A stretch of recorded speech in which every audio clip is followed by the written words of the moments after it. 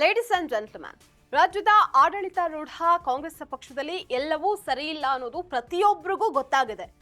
ನಾಯಕತ್ವ ಬದಲಾವಣೆಯ ವಿಚಾರಕ್ಕೆ ಗೊಂದಲ, ಗದ್ದಲ ಎಲ್ಲವೂ ಇದೆ. ಇದರ ಬೆನ್ನಲ್ಲೇ ಇದೀಗ ಸಚಿವ ಸಂಪುಟ ಪುನರಚನೆಗೆ ಒತ್ತಡ ತೀವ್ರಗೊಂಡಿದೆ. ಕ್ಯಾಬಿನೆಟ್ ರಿಶಫಲ್ಗೆ ಒತ್ತಾಯಿಸಿ ಶಾಸಕರು ಹೈಕಮಾಂಡ್ಗೆ ಬರೆದಿರುವಂತಹ ಪತ್ರ ಹಾಲಿ ಸಚಿವರ ಎದೆ ಬಡಿತವನ್ನ ಮತ್ತಷ್ಟು ಹೆಚ್ಚು ಮಾಡಿದೆ. ಹಾಗಾದ್ರೆ ಯಾವ ಮಂತ್ರಿಗಳ ಕುರ್ಚಿಗೆ ಕುತ್ತು ಬರುತ್ತೆ ಅಂತ ನೋಡ್ತಾ ಹೋಗೋಣ. ವೀಕ್ಷಕರೇ, ನೆಲ ಜಲ ಭಾಷೆಗಾಗಿ ಪ್ರಾಮಾಣಿಕ ಪತ್ರಿಕೋದ್ಯಮ. ನೀವು ನೋಡ್ತಾ ಇದ್ದೀರಾ ಫೋಕಸ್ ಟಿವಿ. ನಾನು ನಿಶ್ಚಿತ.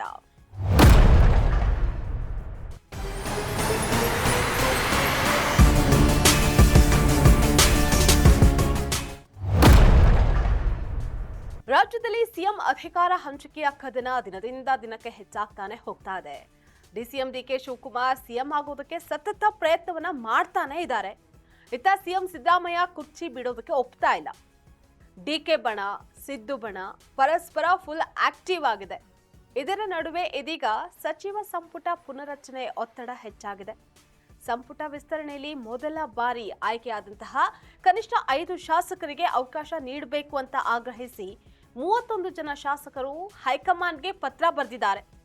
ಡಿಕೆ ಬಣ ಹಾಗೆ ಸಿದ್ದು ಬಣದ ಶಾಸಕರು ಈ ಪತ್ರಕ್ಕೆ ಸಹಿ ಹಾಕಿದ್ದು ಹೈಕಮಾಂಡ್ಗೆ ಒತ್ತಡವನ್ನ ಹೇರ್ತಾ ಇದ್ದಾರೆ. ಪ್ರಸಕ್ತ ಚುನಾವಣೆಯಲ್ಲಿ ಮೊದಲ ಬಾರಿಗೆ 38 ಜನ ಶಾಸಕರು ಗೆದ್ದಿದ್ದು, ಇವರಲ್ಲಿ ಕನಿಷ್ಠ 5 ಮಂದಿಗೆ ಸಚಿವ ಸ್ಥಾನ ಕೊಡಿ ಅಂತ ಅವರು ಒತ್ತಾಯಿಸಿದ್ದಾರೆ.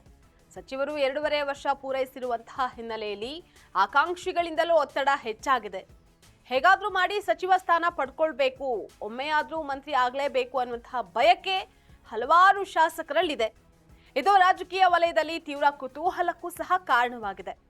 ಹೊಸಬರು ಸಚಿವ ಸ್ಥಾನ ಪಡೆಯೋದಕ್ಕೆ ಹರಸಾಹಸ ನಡೆಸ್ತಾ ಇದ್ರೆ, ಈಗಾಗಲೇ ಸಚಿವರಾಗಿ ಅಧಿಕಾರವನ್ನು ಅನುಭವಿಸ್ತಾ ಇರುವಂತಹ ಹಿರಿಯ ನಾಯಕರು ಕೂಡ ತಮಗೆ ಮತ್ತೆ ಮಂತ್ರಿಗಿರಿ ಸಿಗಬಹುದು ಅನ್ನುವಂತಹ ನಿರೀಕ್ಷೆಯಲ್ಲಿದ್ದಾರೆ. ಇದಕ್ಕೆ ನಾನಾ ಲಾಭಿಯನ್ನ ಮಾಡ್ತಾ ಇದ್ದಾರೆ. ಹಾಗೊಂದು ವೇಳೆ ಹೈಕಮಾಂಡ್ ಈ ಪತ್ರಕ್ಕೆ ಸ್ಪಂದಿಸಿ ಸಂಪುಟ ಪುನರಚನೆಗೆ ಮುಂದಾದ್ರೆ ಕೆಲ ಹಾಲಿ ಸಚಿವರು ಮಂತ್ರಿಗಿರಿನ ಬಿಟ್ಟು ಕೊಡಬೇಕಾಗಿಯೂ ಬರಬಹುದು. ಹೀಗಾಗಿ ಸಚಿವರಲ್ಲಿ ಢವಢವ ಶುರುವಾಗಿದೆ. ಹಾಗಾದ್ರೆ ಮಂತ್ರಿಗಿರಿ ಕಳೆದುಕೊಳ್ಳುವವರಲ್ಲಿ ಯಾರ್ಯಾರು ಅನ್ನುವಂಥದ್ದನ್ನ ನೋಡೋದಾದ್ರೆ, ಅದರಲ್ಲೂ ಅಬಕಾರಿ ಸಚಿವ RB ತಿಮ್ಮಾಪುರ ಮೊದಲಿಗರು ಅಂತ ಹೇಳಲಾಗ್ತಾ ಇದೆ. ಅವ್ರ ಮೇಲೆ ಲಂಚದ ಆರೋಪ ಕೇಳ್ಬಂದಿದೆ.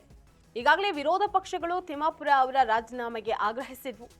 ಇದು ಗೃಹಲಕ್ಷ್ಮಿ ಯೋಜನೆ ಸರಿಯಾಗಿ ನಿರ್ವಹಣೆ ಮಾಡದ ಕಾರಣ, ಹಾಗೆ ತಮ್ಮದೇ ಕ್ಷೇತ್ರದಲ್ಲಿ ಸಚಿವೆ ಲಕ್ಷ್ಮಿ ಹೆಬ್ಬಾಳ್ಕರ್ ವಿರುದ್ಧ ಗುರುತರ ಆರೋಪಗಳು ಕೇಳಿಬಂದಿದೆ. ಇವರ ಜೊತೆಗೆ Madhu Bangarappa, MC Sudhakar, K Venkatesh, Rahim Khan, Shivanand Patil, KH Muniyappa ಸೇರಿದಂತೆ ಹಲವರಿಗೆ ಮಂತ್ರಿಗಿರಿ ಕೈ ತಪ್ಪುವಂತಹ ಸಾಧ್ಯತೆಗಳಿದೆ ಅಂತ ಹೇಳಲಾಗಿದೆ. ಹೀಗಾಗಿ ಅವರೆಲ್ಲರೂ ತಮ್ಮ ಕುರ್ಚಿನ ಉಳಿಸ್ಕೊಳ್ಳೋದಕ್ಕೆ ಹೈಕಮಾಂಡ್ ಲೆವೆಲ್ನಲ್ಲಿ ನಾನಾ ಕಸರತ್ತುಗಳನ್ನು ಮಾಡ್ತಾ ಇದ್ದಾರೆ.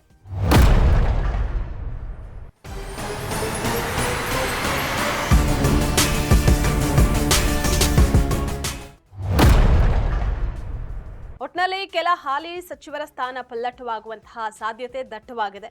ಹಾಲಿ ಸಚಿವರಿಗೆ ಅಧಿಕಾರ ಉಳಿಸಿಕೊಳ್ಳುವಂತಹ ಚಿಂತೆ ಆವರಿಸಿದ್ದು, ಕಾಂಗ್ರೆಸ್ ನಾಯಕರಿಗೆ ಅಧಿಕಾರ ಕಾಪಾಡಿಕೊಳ್ಳೋದಕ್ಕೆ ರಣತಂತ್ರ ಹೆಣಿಬೇಕಾಗಿದೆ.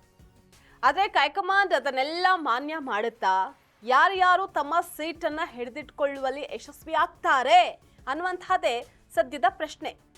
ಇದಾಗಿತ್ತು ಇವತ್ತಿನ ಫೋಕಸ್ ಸ್ಪೆಷಲ್ ಸ್ಟೋರಿ. ನೆಲ ಜಲ ಭಾಷೆಗಾಗಿ ನೋಡ್ತಾ ಇರಿ ಫೋಕಸ್ ಟಿವಿ.